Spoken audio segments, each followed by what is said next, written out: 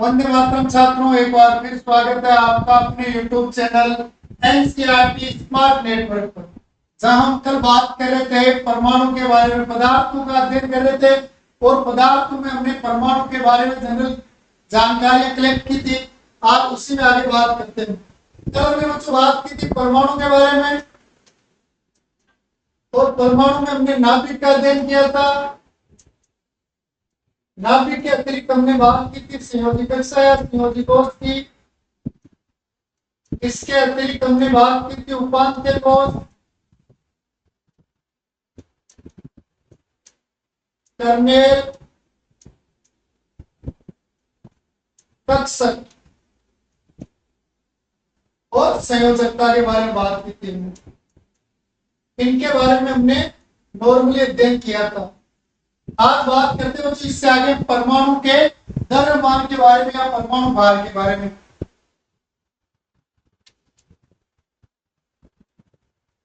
परमाणु भार,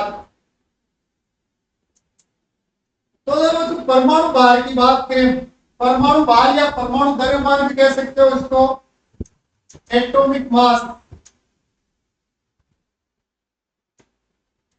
अगर परमाणु भार या परमाणु द्रव्यमान की बात करें तो किसी भी पदार्थ में नॉर्मली हम ये कह सकते हैं कि जो परमाणु है, परमाणु का जो भार है, या ये बोल दें परमाणु के नाभिक में उपस्थित कुल द्रव्यमान, यानी कोई परमाणु कितना भारी है या उसका नाभिक जो उसका द्रव्यमान कितना, अर्थात प्रोटॉन और न्यूट्रॉन जो है उनका योग कितना है। लेकिन परमाणु भार की जो परिभाषा बनाई गई है उस परिभाषा की बात करते हैं। तो परमाणु भार का तात्पर्य होता है, परमाणु भार का तात्पर्य होता है कि कोई परमाणु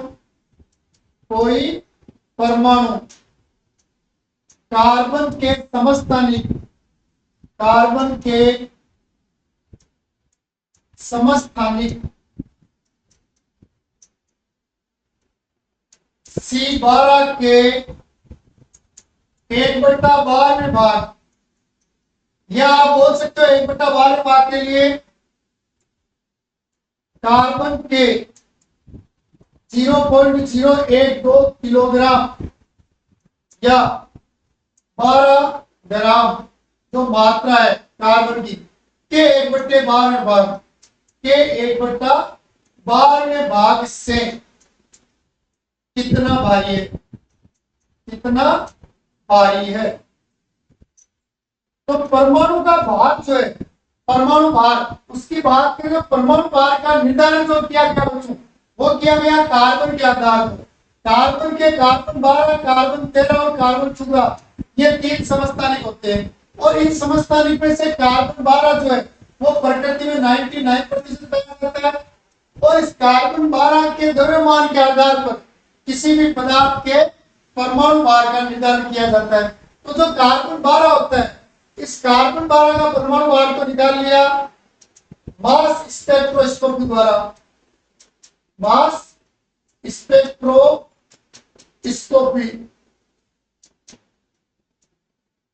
इस मास स्पेक्ट्रोस्कोपी द्वारा जब कार्बन के परमाणु भार का आकलन किया या परमाणु भार ज्ञात किया तो कार्बन का भार जो है वो लगभग आपको 12 ग्राम प्राप्त हुआ। क्या कह सकते हो, 12 म्यू बोल दो इसको, तो 12 म्यू या 12 एएमयू तो प्राप्त हुआ। इसके आधार पर अन्य तत्वों का भार निकाला गया। तो कार्बन 12 जो है, अपने कार्बन 12 का भार कितना है, 12 ग्राम, क्या कह सकते हो 12 एएमयू, एटॉमिक मास यूनिट, या कह सकते हो 12 म्यू, यूनिफाइड मास अर्थात एकीकृत द्रव्यमान। तो ये निकाल कर और ये देखा कि कार्बन का द्रव्यमान 12 ग्राम है। और कार्बन जो होता है बच्चों, इस कार्बन में 6 तो प्रोटॉन होते हैं और 6 क्या होते हैं, न्यूट्रॉन, यानी इसमें कुल कण कितने होते हैं, 12 कण, कुल 12 कण होते हैं इसके नाभिक में। तो इस आधार पर कार्बन का द्रव्यमान निकाला और इस कार्बन का जो द्रव्यमान आया अब कार्बन का द्रव्यमान 12 ग्राम और कार्बन में कण कितने हैं? 12 कण। तो एक परमाणु, चाहे किसी भी पदार्थ का परमाणु, पदार्थ कोई सा भी हो, किसी भी पदार्थ के एक परमाणु का भार कितना हो गया? कार्बन जो है, उस कार्बन का समस्थानिक जो C12 है, इसके 1/12 भाग से कितना गुना भारी है? या कार्बन में जो 0.012 kg, या बोल सकते हो आप 12 ग्राम के 1/12 भाग से कितना भारी होता है? वो होता है बच्चों आपके परमाणु भार। देखो इसको सही तरीके से लिख देता हूं मैं। तो अपने परमाणु भार परिभाषा हो जाएगी, किसी परमाणु के भार का तात्पर्य यह है कि वह परमाणु C12, या कह सकते हो कार्बन के समस्थानिक,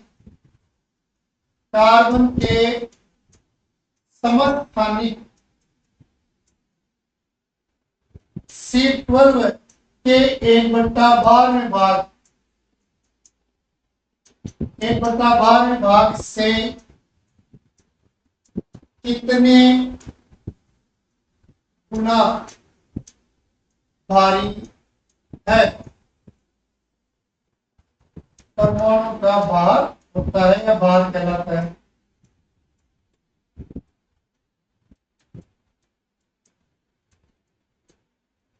ठीक है।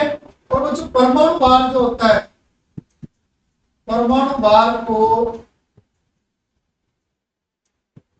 AMU, एटॉमिक मास यूनिट,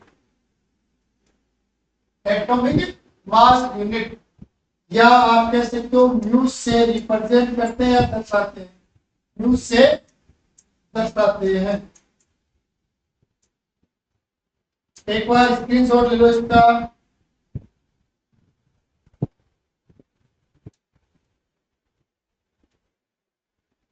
यह होता है बच्चों किसी भी पदार्थ के परमाणु का भार, या कह सकते हैं परमाणु भार।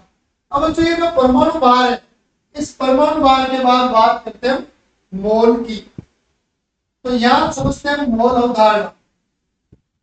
मोल अवधारणा बहुत ही ज्यादा महत्वपूर्ण टॉपिक है मोल अवधारणा, बहुत ही बढ़िया टॉपिक है मोल। तो बच्चों मोल अवधारणा की बात करें तो सबसे पहले बात करते हैं मोल।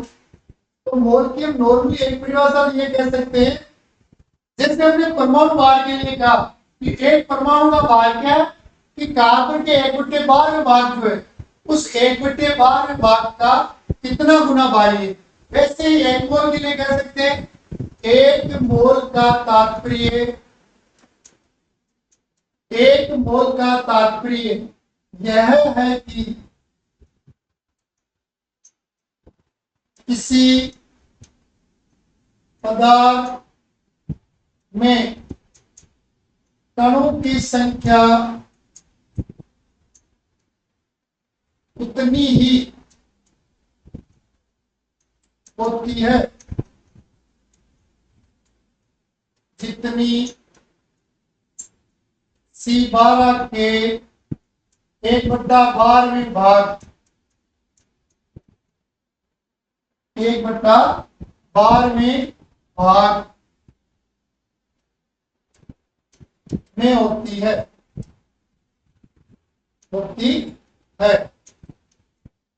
तो किसी भी पदार्थ में, कोई भी पदार्थ हो जाए, पदार्थ के एक मोल का तात्पर्य क्या है कि एक मोल में कण उतने होने चाहिए जितने कार्बन के, जो कार्बन 12 समस्थानिक है, उसके 1/12 भाग में कितने कण है। अगर उतने ही कण है तो वो पदार्थ का क्या है? एक मोल है। या आप ये कह सकते हो एक मोल का तात्पर्य यह है कि पदार्थ में कणों की संख्या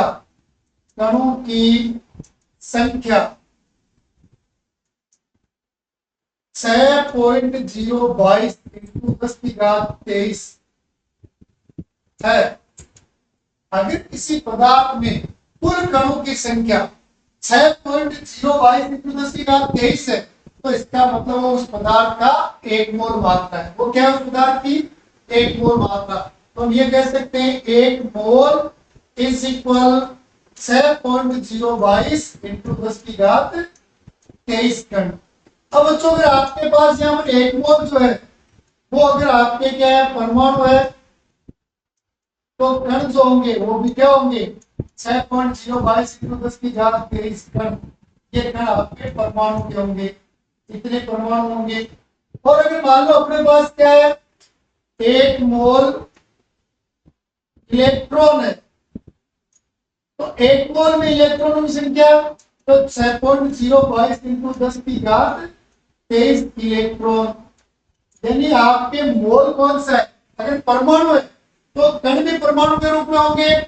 एक मोल अणु है तो उसमें उपस्थित कण भी क्या होंगे अणु होंगे। अगर इलेक्ट्रॉन है तो एक मोल इलेक्ट्रॉन में कण जो होंगे वो भी इलेक्ट्रॉन और एक मोल प्रोटॉन है तो उसके कण भी क्या होंगे प्रोटॉन। और कणों की संख्या कितनी होगी 6.022 इंटू 10⁻23। और बच्चों जो ये 6.022 इंटू 10⁻23 कण है इन कणों को कहा जाता है अवोगाड्रो संख्या। अवोगाड्रो संख्या जिसको एल एस से दर्शाते हैं। एल एस से रिप्रेजेंट किया जाता है। एक बार स्क्रीनशॉट लो इसका।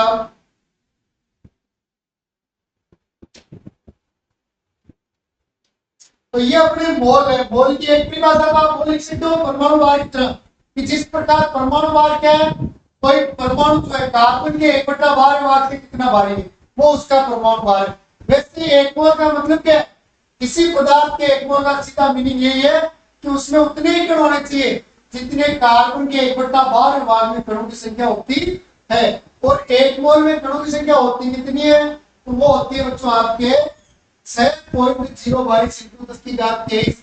यानी किसी पदार्थ में 6.022 इंटू 10⁻23 कण है इसका मतलब वो उस पदार्थ का एक मोल दिया हुआ है। ठीक है। और एक ये जो आपके कणों की संख्या इसको अवोगाड्रो संख्या कहते हैं। अब आगे बात कर लेते हैं उस चीज में।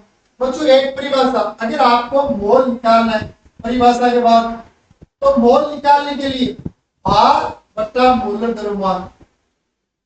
मोलर द्रव्यमान किसी भी पदार्थ में अगर आपको मोल ज्ञात करना है तो पदार्थ का जो भार है उस भार में पदार्थ के मोलर द्रव्यमान का आप भाग लगा के और उसका क्या निकाल सकते हो मोल निकाल सकते हो। बात करें जो भार तो भार की पहचान के लिए सीधा गए तो पदार्थ की ग्राम या किलोग्राम में दी गई मात्रा किसी भी पदार्थ की आपको ग्राम में या किलोग्राम में कुछ मात्रा दी हुई है इसका मतलब वो उस पदार्थ का भार या उस पदार्थ का द्रव्यमान दिया हुआ है। और कुछ मोलर द्रव्यमान की बात करें तो मोलर द्रव्यमान क्या है तो पदार्थ जो होता है किसी परमाणु के परमाणु भार को ग्राम में व्यक्त किया जाए तो उसे उस परमाणु का मोलर द्रव्यमान कहते हैं। उस परमाणु का मोलर द्रव्यमान कहते हैं। तो भार तो आपको ग्राम में दी गई मात्रा होती है और मोलर द्रव्यमान क्या होता है जो परमाणु का भार उसको अगर आप ग्राम में रिप्रेजेंट करे हो तो उसका मोलर द्रव्यमान हो जाएगा। जैसे कार्बन की बात करें तो कार्बन के लिए परमाणु भार अपने को पता है ये होता है 12 म्यू या 12 एएमयू। अगर इसका मोलर द्रव्यमान आपको लिखना है कार्बन का तो कार्बन का मोलर द्रव्यमान क्या हो जाएगा ये जो भार दिया हुआ है इसी बार को आप ग्राम में रिप्रेजेंट कर दो, ये हो गया इसका मोल द्रव्यमान। अब अपने को मोल निकालना है, तो पदार्थ का भार घटा आपको मोलर द्रव्यमान या कह सकते हो अनुभार करना है। एक बार स्क्रीनशॉट लो देखिए इसकी।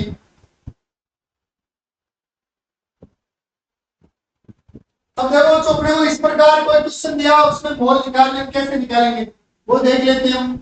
मान लो अपने को दिया हुआ है, ये पूछ ले कि 6 ग्राम कार्बन 6 ग्राम कार्बन में कितने मोल है, कितने मोल है या होते हैं, कितने मोल होते हैं अपने को निकालना है। तो अपने को ज्ञात क्या करना है, ज्ञात करना है बच्चों आपको मोल। ज्ञात तो क्या करना है मोल। और दिया क्या गया है, दिया है आपको 6 ग्राम, और ग्राम में दी गई मात्रा क्या होती है भार। भार आपको दिया हुआ है और मोल निकालना है। और जब पदार्थ का भार दिया हो और अपने को मोल निकालना हो तो मोल का फॉर्मूला लगा दो आप।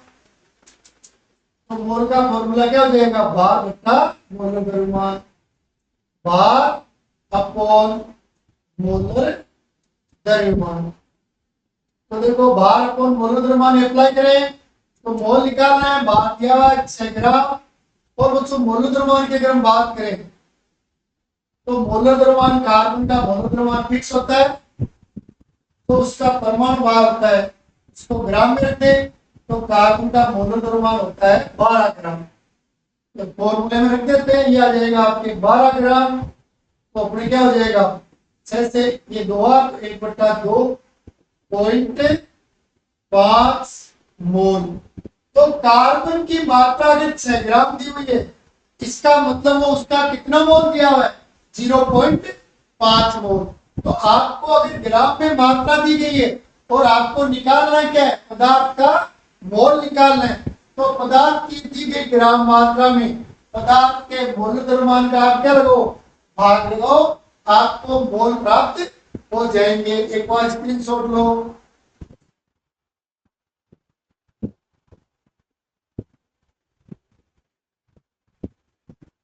तो इसी प्रकार आगे बात करते हैं। ये ले लेते हैं, जैसे मान लो अपने से पूछ ले 44 ग्राम CO2 में कितने मोल होते हैं, में कितने मोल होते हैं। तो देखो सबसे पहले हम लोग मोल निकालना है, ये अपना क्वेश्चन है दिया है, आपको भार दिया हुआ है CO2 का भार, दी गई ग्राम मात्रा क्या है भार है, तो CO2 का भार दिया है आपको 44 ग्राम। ठीक है, निकालना क्या है मोल, और मोल निकालना आपको, तो मोल निकालने के लिए आप मोल का सूत्र लिखो, और मोल का फॉर्मूला क्या होता है, मोल बराबर होता है आपके भार बटा अणुभार, भार बटा अणुभार। भार तो अपने को दिया हुआ है 44 ग्राम, और अणुभार अपने को पता करना है। और नॉर्मली ये देखो अणुभार के लिए अणुभार सीधा आप निकाल लो, अणु में उपस्थित सभी परमाणु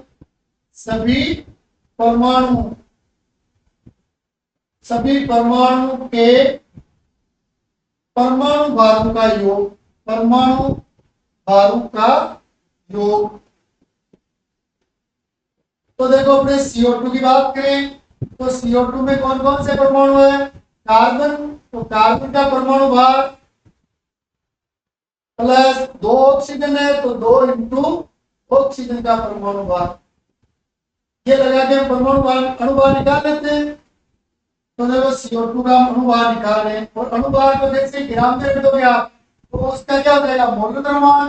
तो देखो कार्बन आपको पता है, कार्बन का द्रव्यमान 12 ग्राम होता है, प्लस ऑक्सीजन 2 है। और बच्चों जिस प्रकार मास स्पेक्ट्रोस्कोपी से ज्ञात किया कि कार्बन के एक परमाणु का भार, अपने कार्बन जो है उसका 12 ग्राम होता है, वैसे ही ऑक्सीजन का 16 ग्राम होता है और हाइड्रोजन का 1 ग्राम। तो ऑक्सीजन 2 है, तो 2 इंटू 16, तो 12, और ये हो जाएगा आपके 32, दोनों को ऐड कर देते हैं तो 44 ग्राम। ये मोल द्रव्यमान के रूप में है 44 ग्राम। तो अपने मोल 44 ग्राम है, अणुभार या मोल द्रव्यमान। अपने मोल द्रव्यमान में 44 ग्राम, ये तो 44/44 अपने आ जाएगा 1 मोल। तो 44 ग्राम CO2 में मोल कितने? 1 ग्राम। तो अगर आपको ग्राम में मात्रा दी गई है और मोल निकालना है तो सीधा आपको भार में अणुभार या मोल द्रव्यमान का भाग लगाना है। एक बार स्क्रीनशॉट लो इसका।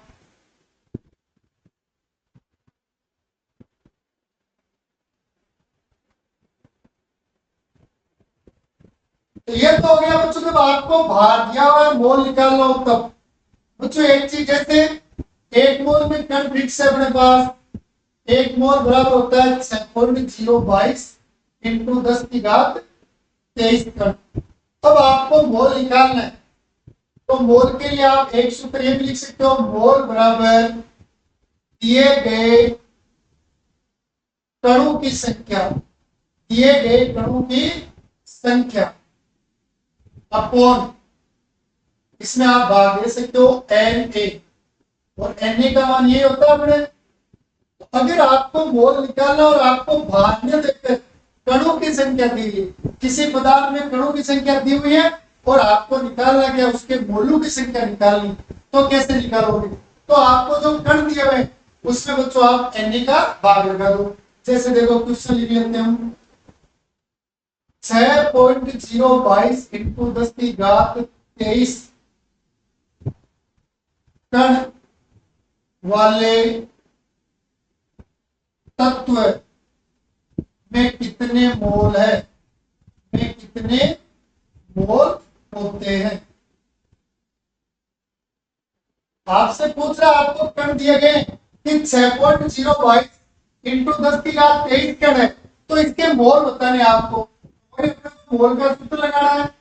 मोल बराबर दिए गए कण, और आपको दिए गए कण देखो ऊपर दिए हुए, ये एक क्वेश्चन में जो है 6.022 इंटू 10⁻23 और बट्टे में Na, और Na का मान भी इतना होता है 6.022 इंटू 10⁻23। सोल्व कर दो इसको तो अपने पास क्या जाएगा, 1 मोल। तो जब कणों की संख्या 6.022 इंटू 10⁻23 है, इसका मतलब पदार्थ में मोल कितना है, 1 मोल है। लो देखिए इसका भी स्क्रीनशॉट लो।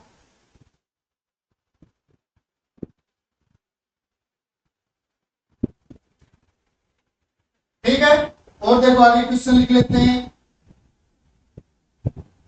ये ले लिया हमने, देखते हैं दूसरा क्वेश्चन ले लेते हैं। 12.044 इंटू 10⁻23 कणों में कितने मोल है। अभी मोलों की संख्या निकालनी है और कणों की संख्या दी हुई है, तो अपने वही निकालना है आपको मोल। तो मोल ज्ञात करना है, और जब भार दिया हो तब मोल निकालना है, तब तो भार में मोलर द्रव्यमान या अणुभार का भाग लो। लेकिन जब कणों की संख्या दी हुई और मोल निकालना है तो फॉर्मूला हो जाएगा दिए गए कणों की संख्या, दिए गए कणों की संख्या, और बट्टे में आ जाएगा बच्चों आपके Na, और Na का मान फिक्स होता है 6.022 इंटू 10⁻23 कण। तो देखो मोल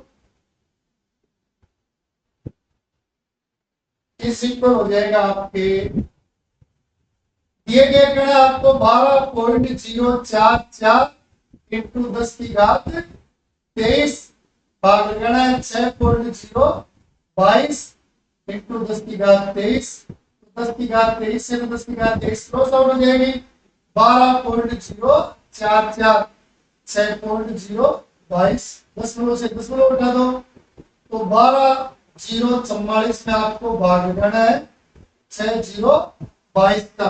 तो अपने पास जो मान आएगा वो क्या होगा, इसके मोलों की संख्या होगी तो देखो 2 से क्रॉस कर लेते हैं, 6 0 2 2 3 0 1 1, तो अपने आ जाएंगे 2 मोल। तो मोलों की संख्या कितनी होगी? 2 मोल। देखो इसका स्क्रीनशॉट लो।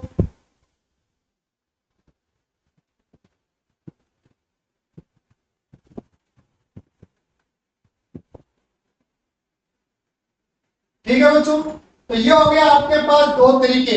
एक तो जब भार दिया हुआ और मोल निकालना है तो पदार्थ के मोल द्रव्यमान का भाग लगाओ, और एक आपको अगर कणों की संख्या दी हुई है और पदार्थ का मोल निकालना है तो उसमें अवगाह्य संख्या भाग लगाओ।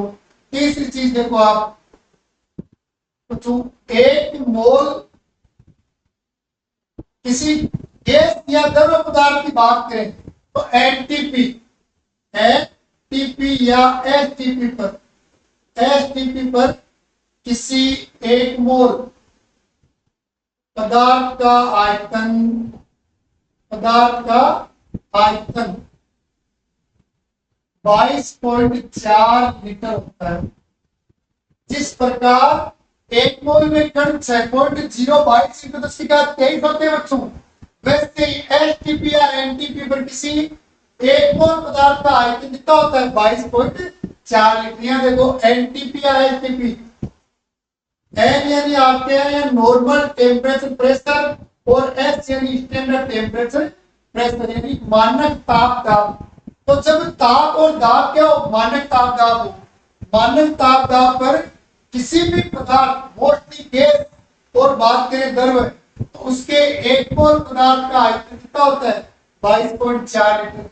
या आप कह सकते हो किसी गैस के एक मोल पदार्थ का आयतन 22.4 लीटर होता है। तो देखो अब इस सूत्र से अगर आपको मोल निकालना है तो फॉर्मूला बन जाएगा मोल इज इक्वल दिया गया आयतन, दिया गया आयतन और बट्टे में आ जाएगा बच्चों आपके 22.4 लीटर। इस फॉर्मूले से भी आप किसी भी पदार्थ के मोल का आकलन कर सकते हो। मोस्टली गैसीय पदार्थों का अगर आपको आयतन दिया हुआ है और आपको मोल निकालना है तो 22.4 जो एक मोल का आयतन होता है उसका भाग लगा दो। जैसे फॉर एग्जाम्पल क्वेश्चन ले, ये ले लिया आपने जैसे 44.8 लीटर H2 गैस में कितने मोल है, कितने मोल होते हैं? आपको मोल निकालने, इसमें मात्रा दी हुई आयतन के रूप में 44.8 लीटर H2 गैस में कितने मोल है निकालना है। मोल, मोल बराबर आपका सूत्र लगा दो आप, दिया गया आयतन बट्टा 22.4 लीटर। अब देखो क्वेश्चन में आपको दिया हुआ है आयतन 44.8 और 22.4 का लगा दो भाग, तो पॉइंट से तो पॉइंट क्रॉस हो जाएगा। 4 4 8 में भाग लगाना आपको 2 2 और 4 का, तो आप क्या जाएंगे 2 मोल। जब किसी गैसीय पदार्थ का आयतन कितना दिया हो, आपको 44.8 लीटर दिया हुआ है, इसका मतलब उसके कितने मोल दिए हुए हैं? 2 मोल दिए हुए बच्चों। तो इस प्रकार आप मोल निकाल सकते हो। तो देखो मोल निकालने के 3 फॉर्मूले एक साथ लिख देता हूं। एक तो फॉर्मूला ये हो जाएगा मोल बराबर भार बट्टा मोलर द्रव्यमान, भार और मोलर द्रव्यमान। और मोलर द्रव्यमान क्या है? किसी पदार्थ का जो परमाणु है तो परमाणु भार और अणु है तो अणु भार, और परमाणु भार या अणु भार को अगर आप ग्राम में लिख रहे हो तो उसका मोल द्रव्यमान है। दूसरा है आपके मोल बराबर कणों की संख्या अपोन आ जाएगा आपके अवगाद्रो संख्या या Na, जिसका मान फिक्स होता है। किसी भी पदार्थ में Na बराबर 6.022 इंटू 10⁻23 कण।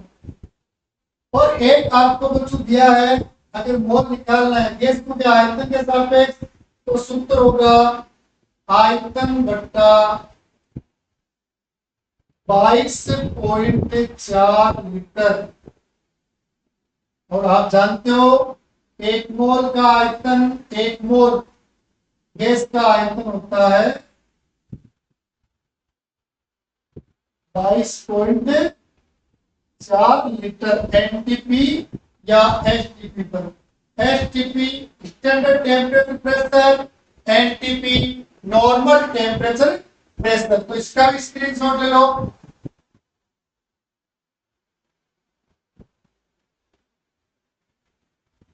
ठीक है बच्चों, ये अपने मोल अवधारणा जो है परमाणु टॉपिक में सबसे बेस्ट टॉपिक है। तो इसमें कोई भी समस्या हो तो आप कमेंट बॉक्स में लिख देना।